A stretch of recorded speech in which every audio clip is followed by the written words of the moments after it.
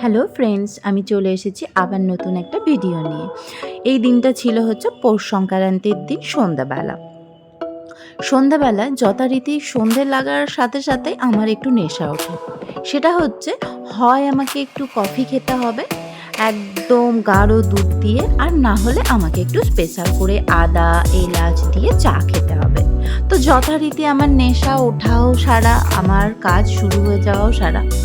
তো যেহেতু পৌষ সংক্রান্তি ছিল, চাটা খেয়ে আমার একটু পিঠে বানানোর একটা ব্যাপার ছিল। শরীরটা সেদিন খুব একটা ভালো ছিল না। তবুও বছরের মানে একটা পৌষ পার্বণের দিন, এই দিনটা সবাই পালন করে। তো আমি খুব বেশি কিছু না করতে পারলেও হাসব্যান্ডের জন্য অল্প কিছু আমি করার চেষ্টা করেছি।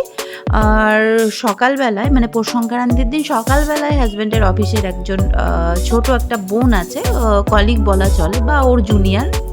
তো ও কোনো একটা কারণে হাজব্যান্ডকে ফোন করেছিল। সেই মুহূর্তে হাজব্যান্ডকে বলছিল, দাদা তোমাদের বাড়িতে পিঠে হবে না, বৌদি পিঠে করবে না, বৌদি তো খুব ভালো পিঠে করে, তো বৌদি যদি পিঠে করে অবশ্যই কিন্তু আমাদের জন্য আনবে।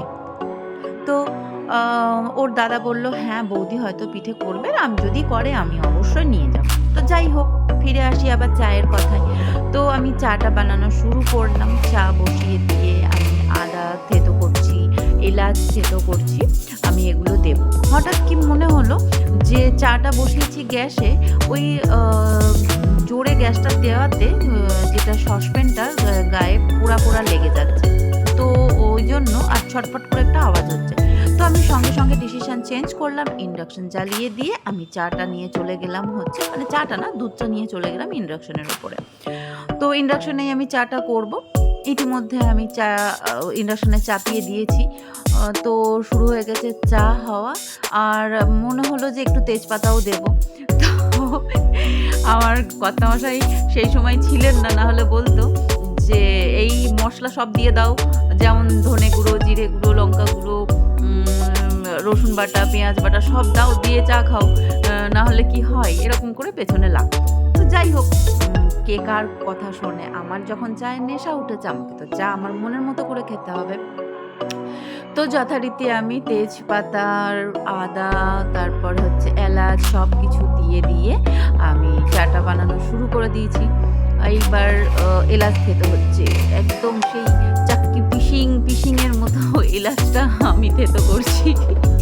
তো মানে এলাচটা থেতো করে আমি এবার এলাচ আদা সব দিয়ে দিলাম। এদিকে আমি যেটা মানে হিটটা, টেম্পারেচারটা আমি একটু কমিয়ে দিলাম। কারণ হচ্ছে আমি এবার জল ভরবো, খাবার জল ভরবো, ছেলেদের বিস্কিট নেব, নিজের বিস্কিট নেব, কারণ সব গুছিয়ে নিয়ে গিয়ে তো আমাকে বিছানায় বসতে হবে। তো যথারীতি আমি চাটা দিয়ে দিচ্ছি। এবার চাটা দিয়ে দেওয়া যেই হয়ে যাবে আমি যাব হচ্ছে জল ভরতে, জল টল ভরবো। তো সবটাই বলি, চাটা হোক ততক্ষণ। তো আমি হচ্ছে কি এবার ব্যাটারটা তৈরি করে রেখেছিলাম, পিঠের ব্যাটারটা। পিঠে বলতে করব হচ্ছে পাটিসাপটা, খুব সহজ একটা পিঠে। তো পাটিসাপটা করব বলে আমি কিন্তু ব্যাটারটা রেডি করে রেখেছিলাম দুপুরবেলাতেই। ওর মধ্যে আমি দিয়েছিলাম 3 কাপ মতো চালের গুঁড়ো, 1.5 কাপ মতো ময়দা, আর তার সাথে দিয়েছিলাম হচ্ছে 1/2 কাপ মতো সুজি। এটা একটা মেজারমেন্ট যদি করে নেওয়া হয়, যে কোনো পিঠেতে মাপগুলো যদি ঠিকঠাক থাকে সেই পিঠে কিন্তু খুব সুন্দর হয়। তো যাই হোক, আর তার মধ্যে ছিল হচ্ছে এলাচ গুঁড়ো, আর তার সাথে ছিল হচ্ছে গুড়। আর আমি মানে পিঠে করব বলে সরঞ্জামগুলো সব করে রেখেছি একই জায়গায়। মানে পিঠে করতে গেলে যেগুলো লাগে, যেমন বেগুনের বোটা, ওই পাটিসাপটা করতে গেলে। এই দেখুন, এর মধ্যে কিন্তু আমি জল ভরাও শুরু করে দিয়েছি। জল ভরছি, আবার এদিকে একটু করে চাটা দেখছি। একবার ডান হাতে জল ভরলাম, একবার বাঁ হাতে জল ভরছি। আমি কিন্তু খুব বেশি ভালো এডিট করতে পারি না, এর আগের ভিডিওতেই বলেছি। আমি কিন্তু হজ বড় ল সব কিছুই একসাথে বলে দিচ্ছি, কেউ কিছু মনে করবেন না। অবশ্যই কিন্তু আমার ভিডিওটাতে লাইক করতেই হবে, কারণ এটা আমার কিন্তু আপনাদের কাছে একটা ভালোবাসার আবদার।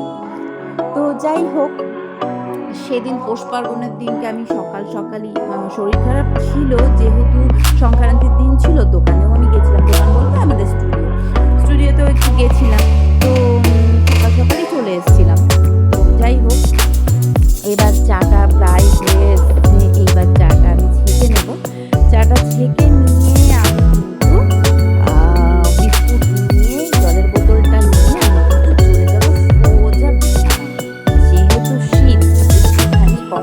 মধ্যে পাটা রেখে বসে বসে চাটা আমি আয়েশ করে খাবো। ওই যে যথারীতি আমি কিন্তু বিস্কুটও নিয়ে নিয়েছি। আমি আবার না ভীষণ বিস্কুট প্রেমী, মানে বলতে পারেন যে মানে বিস্কুট খাওয়ার লোভে কিন্তু আমি চা খাই।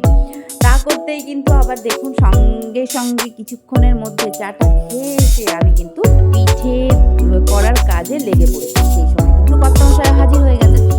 কর্তামশাই এসে বলছে, কি ব্যাপার, তুমি পিঠে বানাচ্ছ কিন্তু তুমি ভিডিও করছো না, এটা আবার হতে পারে নাকি?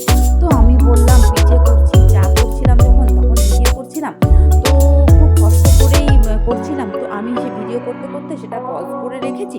তুমি যদি চাও একটু ভিডিওটা ধরে দিতে পারো তাহলে আমি একটু খুশি হব। তো কর্তামশাই বললো, ঠিক আছে, একটু হেল্প করেই দিই।